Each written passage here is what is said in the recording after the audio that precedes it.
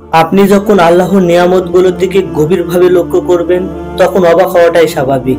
আমাদের চারপাশে এবং আমাদের নিজেদের মধ্যে এমন অসংখ্য নিয়ামত বিদ্যমান, যেগুলো আমরা প্রায় উপেক্ষা করে ফেলি।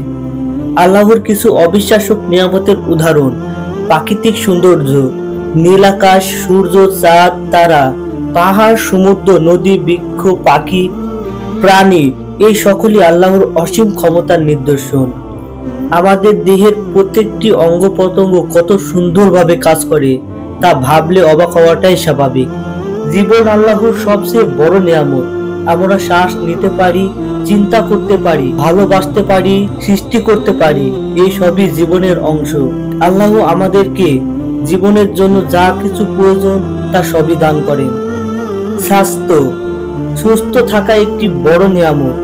অনেক মানুষ রোগে ভুগে থাকে, তাদের তুলনায় আমরা কত বেশি সুখী।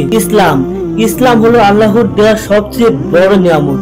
এটা আমাদেরকে সঠিক পথ দেখায় এবং জীবনকে অর্থপূর্ণ করে তোলে। সঠিক সময়ে আল্লাহর নিয়ামতগুলোকে মনে করলে আমাদের আস্থা বেড়ে যায়।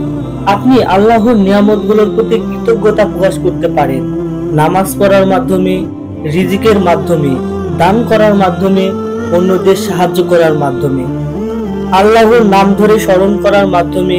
আল্লাহ তাআলা আমাদের সঠিক পথে পরিচালিত করুন।